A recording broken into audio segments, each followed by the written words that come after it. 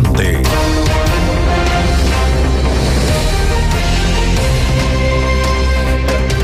Una buena noticia, el anuncio del tren, que ojalá se concrete esta vez, ¿no es cierto?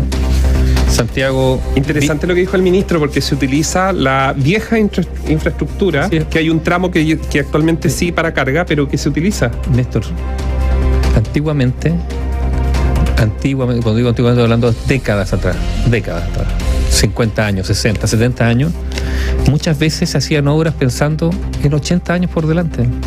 Entonces, por ejemplo, si se trazaba una ruta e inmediatamente se pensaba que por ahí iba a ir la línea del tren y por lo tanto se expropiaba una franja ancha para que el tren fuese por el lado. Eso ocurría antaño cuando, digamos, las generaciones anteriores se imaginaban el país décadas después. No pensaban solo en la elección que venía, en el fin de su mandato. O sea, un concepto de desarrollo, ojo además, porque hoy día es bien complejo, porque hoy día se exige para algunas obras de infraestructura que haya un retorno social, ¿no es cierto? Vale decir, que bueno, ¿cuántas personas se van a ver beneficiadas? Si no se ven tantas personas beneficiadas, no se hace. Bueno, usted comprenderá que cuando se hizo el puente del Mayeco, no se pensaba en cuántas personas, el viaducto nos... O sea, se hacía, ¿por qué? Porque esta era una manera de incorporar territorio, era una manera de generar avance. Lo último fue el puente Canal de Chacao. Néstor, y además de ofrecer oportunidades a ciudadanos que en una de esas, bueno, vamos a incorporar este territorio para que gente vaya para allá, para que se haga su futuro. Está bien, no es una crítica, es una manera también de pensar. O sea, eran otros tiempos, partamos así. Ahora, ¿es una buena noticia? Sí. Ojalá que se concrete. ¿Por qué? Porque se ha anunciado muchas veces el tren Santiago-Valparaíso. Ahora, no va a ser a Valparaíso, va a ser a Viña del Mar. Esto ya ha generado críticas del alcalde de Valparaíso. Sí, pero yo creo que acá... Sí. Por eso es interesante escuchar al ministro que estuvo acá en este mismo estudio en la tarde. Hace un ratito. Es interesante porque se ocupa o se utiliza una infraestructura que Néstor, actualmente está. Esperemos que no se roben los cables, ni se roben los rieles, ni nada de eso. Y llega a Viña del Mar y te va en Metrotren a Valparaíso. O sea, hay una infraestructura que muchas otras regiones no tienen. Digamos eso también. O sea, uno podrá decir, bueno, de nuevo una inversión gigantesca en la zona centro del país. No diré el desmedro de las otras regiones, pero a veces quizá haya que pensar en hacer inversiones de este tipo también en regiones apartadas, que merecen también un tren, un ramal, pero bueno, ojalá que eso esté en el apunte de las cosas por hacer más adelante, pero yo creo que hoy día sí es una gran noticia de que esto ojalá vea la luz. Que junto con Melipilla, que va a tener también, que ya están las obras, se iniciaron las obras, vamos a tener buenas noticias en ese sentido. Oye, ahora hablemos de los indultos, porque esto como pasó con el fiscal nacional, se transformó en una serie. ¿Sabes cuál es la imagen? ¿Te acuerdas? Había unas películas antiguas que, bueno, no habían efectos especiales antes, ¿no es cierto? Entonces había unas películas antiguas donde una persona iba arrancando y caía en un pantano. Entonces era complicado, porque ¿qué es lo que te decía? Nosotros, el pantano y se empezaba a hundir muy lentamente, porque tú sabes que hacer una escena así, digamos, para sacarle partido había que hacerla que durara harto. Pero mientras más te movías, te hundías más rápido. Y aquí da la sensación que el gobierno está tan complicado con el tema del indulto que todo lo que hace lo hunde más. Ayer la ministra Vallejo salió a dar unas explicaciones, qué sé yo, a partir de sus declaraciones. Esto se hunde más, ¿por qué? Porque se abre la posibilidad de la impugnación de los decretos de indulto, ya sea por vía administrativa. O sea, el que explica, digamos, efectivamente se complica. Y el gobierno hoy día está en un brete. Yo insisto, esto es una opinión personal. El presidente Boric tiene la facultad privativa de conceder indulto. Eso nadie lo puede poner en duda. Ahora, ¿hay algunas condiciones? Sí, que haya un fundamento. Entonces, ¿qué es lo que ocurre acá? Que lo que puede generar cuestionamientos al indulto no es la facultad del presidente, sino cómo se hicieron. Administrativamente. Y aquí hablamos de nuevo en algo que se viene diciéndose mucho tiempo, la inexperiencia, algunos dicen la desprolijidad, término usado por el presidente Gabriel Boric, o simplemente el poco tino para hacer las cosas que ha marcado esta administración en muchos eventos. Porque finalmente es por ahí por donde esto puede generarle una complicación mayor al Ejecutivo, ¿no? Sí, y por eso es relevante una información que dábamos acá en la radio, relevante en el contenido, que la Contraloría General de la República ingrese al debate. ¿Por qué?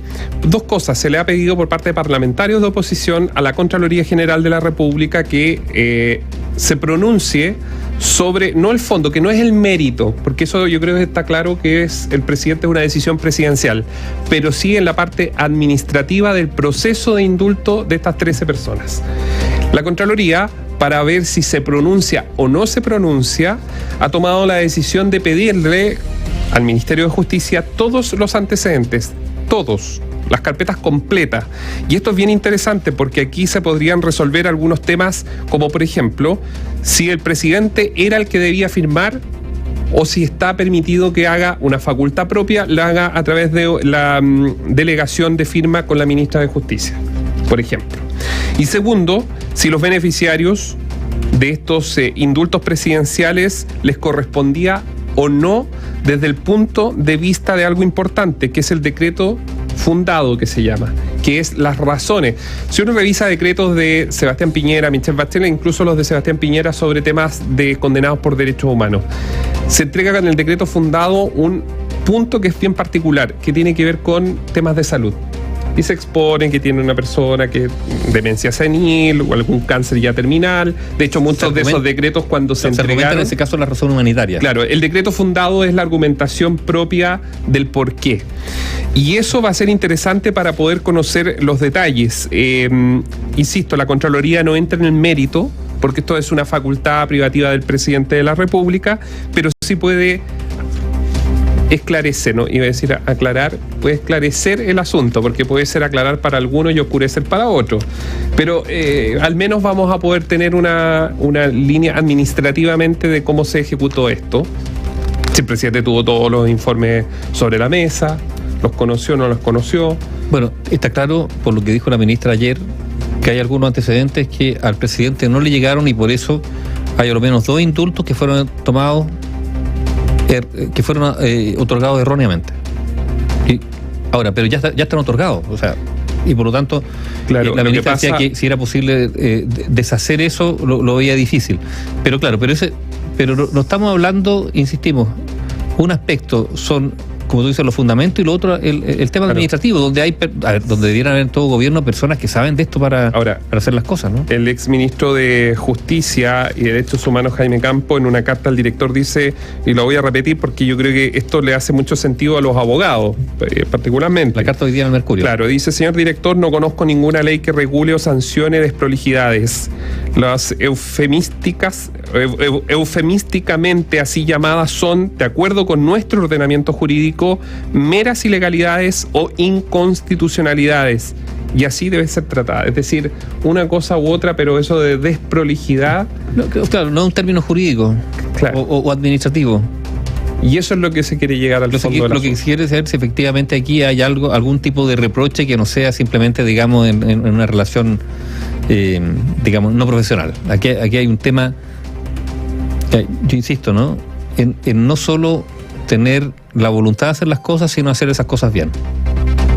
Porque si no, el asunto puede terminar siendo un boomerang. Mira, para finalizar, en nuestro sitio web biobiochile.cl, además, a raíz de toda esta polémica que se ha generado, hay una crónica donde dice, nos preguntamos, ¿y ahora las claves, según los especialistas, que debería tomar el gobierno?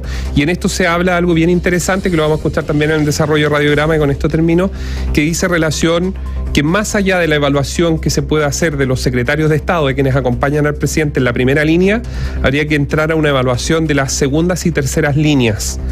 ¿Qué quiere decir con esto? Los especialistas sostienen que, aparte del relato del gobierno que tiene que ver con la alianza, como le pusieron ellos a estas dos fuerzas políticas que sostienen al presidente en el poder desde el punto de vista administrativo, definan cuál es el relato, y segundo, algo tremendamente importante, que las subsecretarías estén en manos o técnicas o políticas, pero con experiencia. Porque aparentemente ahí hay un tema de ejecución. Claro, porque técnicamente el ministro ve los grandes temas, hace política pública y también representa, ¿no es cierto?, las carteras. Son los subsecretarios, vamos a decirlo de esta forma, las hormigas, junto con sus equipos, que van armando y generando esa política pública. Si eso no está funcionando, que es lo mismo con las seremías en regiones, o los seremis, las seremías no existen, las seremis, lo que se genera es que el gobierno se tranque y sea un gobierno lento, y que los ciudadanos no vean lo oficioso o estos grandes anuncios del presidente en su día a día. Y ahí hay un diagnóstico que comienza a ser prácticamente por todos de que algo está pasando en el gobierno. Mira, lo invitamos, es un artículo de nuestra unidad de investigación, usted puede entrar a nuestra página web, ahí está. El título es "Y ahora, las claves, según especialistas, que debería tomar el gobierno tras semanas del terror".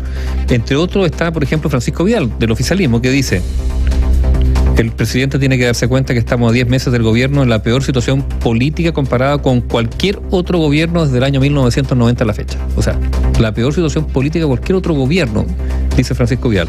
Usted lo puede ver, está en nuestra página web, en la unidad de investigación, este artículo con expertos hablando de la situación política del Ejecutivo a esta hora. Análisis sin compromisos. Opinión independiente.